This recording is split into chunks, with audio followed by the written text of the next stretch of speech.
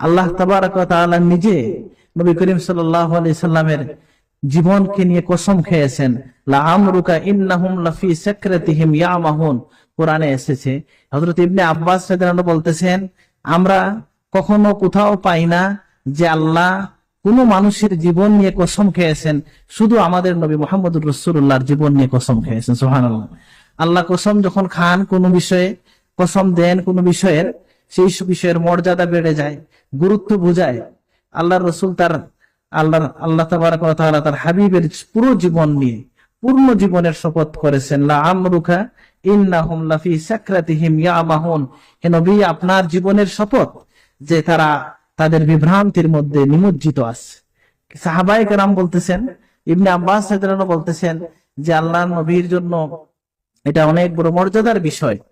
আল্লাহ নবীরকে দৈহিকভাবে আল্লাহ যে সম্মান দান করেছেন, আল্লাহ নবীর চেহারার কথা আল্লাহ কোরআনে কিভাবে নিয়ে এসেছেন, যে কাদ নারা তাকাল্লুবা ওয়াজহিকা ফিস সামাই ফালানুওয়াল্লিয়ান্নাকা কিবলাতান তারদাহা। ইয়া রাসূলুল্লাহ, আপনি বারবার যে আকাশের দিকে তাকাচ্ছেন, আপনার এই চেহারা উত্তোলনকে, আপনার মনের কথা আমি জানি, আপনার মনের ইচ্ছাকে আপনি কিছু বলার পূর্বে আমি আপনার ইচ্ছাকে বাস্তবায়ন করলাম, কিবলাকে বাইতুল মুকাদ্দাস থেকে কাবার দিকে ফিরিয়ে দিলাম। সুবহানাল্লাহ। আল্লাহ তাবারাক ওয়া তাআলা নবী করিম সাল্লাল্লাহু আলাইহি সাল্লামকে মর্যাদা দিয়েছেন, রিসালাতের মর্যাদা।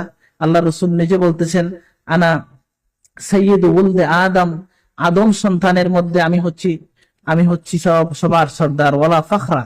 আল্লাহ রাসূল বলেছেন যে আমি প্রথম নবী, প্রথম রসুল। রাসূলুল্লাহকে জিজ্ঞাসা করা হয়েছে, ইয়া রাসূলুল্লাহ, মাথা ওয়াজাবাত লাকা নবুওয়াহ, আপনার জন্য কখন নবুয়ত সাবিত হয়েছে, আপনার উপর নবুয়ত কখন থেকে জারি আছে? আল্লাহ রাসূল বলেছেন, ওয়াল আদামু বাইনার রূহি কুনতু নাবিয়্যান ওয়া আদামু বাইনার রূহি ওয়াল জাসাদ। আদম যখন দেহের মধ্যে, পানির মধ্যে, মাটি এবং পানির মধ্যে, তখনও আমি নবী। সুবহানাল্লাহ। আল্লাহর রাসূলের বৈশিষ্ট্য হচ্ছে তিনি নবী হিসাবে প্রথম এবং প্রেরণের দিক থেকে তিনি শেষ। আল্লাহ নবীর এই জন্য মাদারিজুন নবুয়ত কিতাবের মধ্যে আল্লাহর রাসূলের যে কয়েকটা নাম নিয়ে আসা হয়েছে, এর মধ্যে একটা হচ্ছে আল আউয়াল, একটা হচ্ছে আল আখির। আল্লাহ তাআলার অশেষ দয়া হচ্ছে যে দয়া করে তিনি তার নবীকে নিজের নাম থেকে নাম দান করেছেন। সুবহানাল্লাহ। যেমন আল্লাহর নাম হচ্ছে রাউফ রাহিম, আল্লাহ তাআলা সেই নাম তার নবীকে দিয়ে দিয়েছেন। সুবহানাল্লাহ। রাউফ রাহিম এটা আল্লাহর সিফতি নাম। ইবনে আব্বাস রাদিয়াল্লাহু আনহু বলেন, সাম্মাহুল্লাহ, আল্লাহ তাআলা নামকরণ করেছেন, আমাদের নবীকে দান করেছেন দুইটা নাম তার নিজের নাম থেকে সম্মানের জন্য। সুবহানাল্লাহ। লাকাদ জাআকুম রাসূলুম মিন আনফুসিকুম, যে আয়াত শেষে এসেছে কি, বিল মুমিনিনা রাউফুর রহিম।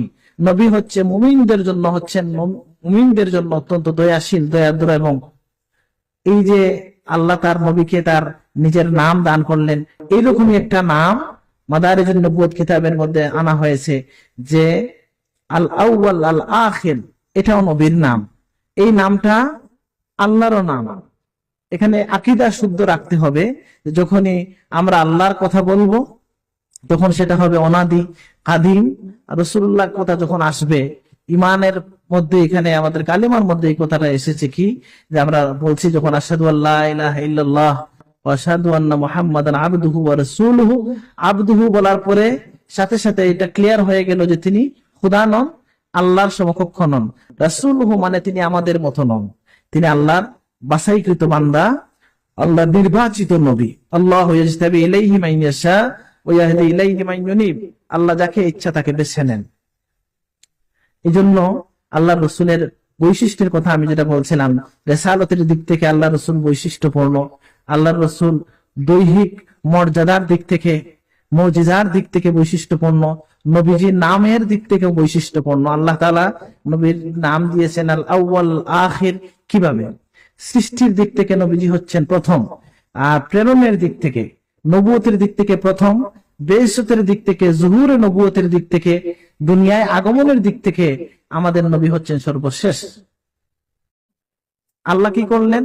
এমন একটা কৌশল নিলেন যে দুইটা নাম, দুইটা সিফতি নাম যাতে তার নবীর সাথে অ্যাপ্রোপ্রিয়েট হয়, এই জন্য আল্লাহ প্রথমে নবীকে সৃষ্টি করলেন, প্রেরণের দিক থেকে আল্লাহ শেষে নিয়ে দিলেন। এতে করে নবীজির নাম হয়ে গেল আল আউয়াল, আউয়ালুল খালায়েক, আর আখির মানে নবীগণের মধ্যে সর্বশেষ নবী।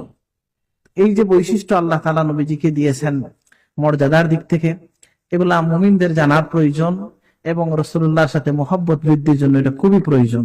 বিশেষত আমরা আল্লাহ রসুলের সেই সকল বৈশিষ্ট্যের কথা আমরা জানি, যে কথাগুলো আমাদের ওলামা হযরতরা কি করেছেন, নিজেদের কিতাবের মধ্যে লিপিবদ্ধ রেখেছেন। আজকে দেখেন আল্লাহর নবী কিভাবে হাঁটতেন, প্রিয় নবী কিভাবে খেতেন, আল্লাহর রসুল কিভাবে মানুষের সাথে কথা বলতেন, কিভাবে বসতেন, কিভাবে শুইতেন, সবকিছু হাদিসের কিতাবের মধ্যে এসেছে। যদি এমনকি রাসূলুল্লাহর জন্মের ঘটনাগুলো হাদিসের ইতিহাসের কিতাবে লিপিবদ্ধ করে রাখা হয়েছে। এই সমস্ত বিষয় ইমানদারের জন্য যদি প্রয়োজন না হতো, তাহলে অবশ্যই আমাদের মুহাদ্দিসিনে কেরাম এগুলো সংরক্ষণ করতেন না। তারা জানতেন, তারা বুঝছেন, তারা বিশ্বাস রাখতেন এটা যে আল্লাহর রসুলের সবকিছুই হচ্ছে মুবারক। এই জন্য নবীজির জীবনের প্রতিটা বিষয় সংরক্ষিত রয়ে গেছে আমাদের জন্য। আমরা যখন খেতে বসি, আমরা যখন কথা বলি, সব জায়গায় নবী আমাদের জন্য আদর্শ। লাকাদ কানা লাকুম ফি রাসূলিল্লাহি উসওয়াতুন হাসানাহ, নবীর মধ্যে তোমাদের জন্য রয়েছে সর্বোত্তম আদর্শ। ওয়া ইন্নাকা লাআলা খুলুকিন আযীম, হে নবী আপনি মহান চরিত্রের উপর অধিষ্ঠিত, বৈশিষ্ট্যের উপর অধিষ্ঠিত। এখানে একটা ঘটনা পাওয়া যায় যে হযরত ওমর রাদিয়াল্লাহু আনহুর যুগে একজন ইহুদি এসে তাকে প্রশ্ন করেছিল যে আপনাদের নবীর জীবনটা সংক্ষেপে আমাকে বর্ণনা করুন। তিনি বললেন তুমি বিষয়ে বেলালের সাথে কথা বলো। বেলাল রাদিয়াল্লাহু আনহুর কাছে গেলে তিনি বললেন এই বিষয়ে ফাতেমার সাথে কথা বলো। ফাতেমা রাদিয়াল্লাহু আনহু বললেন আপনি এই বিষয়ে কথা বলেন আলী রাদিয়াল্লাহু আনহুর সাথে। আলী রাদিয়াল্লাহু আনহুর কাছে যাওয়ার পরে সেই ইহুদিকে তিনি বললেন যে তুমি সারা দুনিয়ার যা কিছু আছে তার একটা সংক্ষিপ্ত বর্ণনা তুমি আমাকে দাও। সে ব্যক্তি বলল যে এটা অসম্ভব কথা, এটা সম্ভব না কোন মানুষের পক্ষে যে দুনিয়ায় যা কিছু আছে তার বর্ণনা দেওয়া অসম্ভব। তখন তিনি বললেন তুমি অসম্ভব বলছো এমন একটা বিষয়কে, যে বিষয়টাকে আল্লাহ তাআলা কালিল বলেছেন। আল্লাহ বলেছেন কুল মাতাউদ দুনিয়া কালিল, যে দুনিয়ার সমগ্র বস্তু নিশ্চয়, দুনিয়ার যা কিছু আছে, বৃক্ষলতা যা কিছু আছে সবকিছু হচ্ছে কালিল। সব বিষয়কে মিলিয়ে আল্লাহ বলেছেন কালিল, অল্প। আর তুমি বলছো এটা বলে শেষ করা যাবে না। আর নবীর জীবন যেটা আমার কাছে তুমি জানতে চাও সংক্ষেপে, আল্লাহ তাআলা তাকে বলেছেন আযীম, ওয়া ইন্নাকা লাআলা খুলুকিন আযীম, নবী মহান, উত্তম, মহান চরিত্রের উপর অধিষ্ঠিত। সুবহানাল্লাহ। এই জন্য আল্লাহ রসুলের জীবন থেকে সারা জীবন যদি আমরা কথা বলি, এবং এটাই ইমানদারের কাজ, যে আপনি যদি নামাজ পড়তে চান তাহলে নবীর আলোচনা আসবে, আপনি যদি হজ করতে চান নবীর আলোচনা আসবে, ইবাদত করতে চান আপনি নবীর আলোচনা আসবে, জিকির করতে চান নবীর আলোচনা আসবে। কেউ কেউ মনে করেন যে সব সময় শুধু নবীকে নিয়ে ওয়াজ কেন? আসলে ইমানদারের ওয়াজ নবীকে ছাড়া হওয়া সম্ভব না। সম্ভব আছে? সম্ভব না। আপনি যদি নামাজ পড়তে চান তাহলে আল্লাহ তাআলা নবী বলেছেন যে সাল্লু কামা রাআইতুমুনি উসাল্লি, তোমরা নামাজ পড়ো সেভাবে আমি নবীকে যেভাবে নামাজ পড়তে দেখো। সুবহানাল্লাহ। আপনি হজ করতে যান, আল্লাহ রাসূল ফরমায়েছেন হুজু মানাসিকাকুম আন্নি, তোমরা তোমাদের হজ কিভাবে করবে এটা আমার থেকে গ্রহণ করো। সুবহানাল্লাহ। নবী করিম সাল্লাল্লাহু আলাইহি ওয়াসাল্লাম যেখানে যেটা করেছেন সেটাই আমাদের জন্য শরীয়ত হয়ে গেছে। নবী করিম সাল্লাল্লাহু আলাইহি ওয়াসাল্লাম যে কাজ করেছেন এটাকেই উলামায়ে কেরাম এটা উসুলের ভিত্তিতে কোনটা ওয়াজিব, কোনটা সুন্নাত, কোনটা মুস্তাহাব হিসেবে সাবিত হয়েছে। আমরা উলামা মুস্তাহিদিনদের ব্যাপারে আমাদের সতর্ক থাকা দরকার।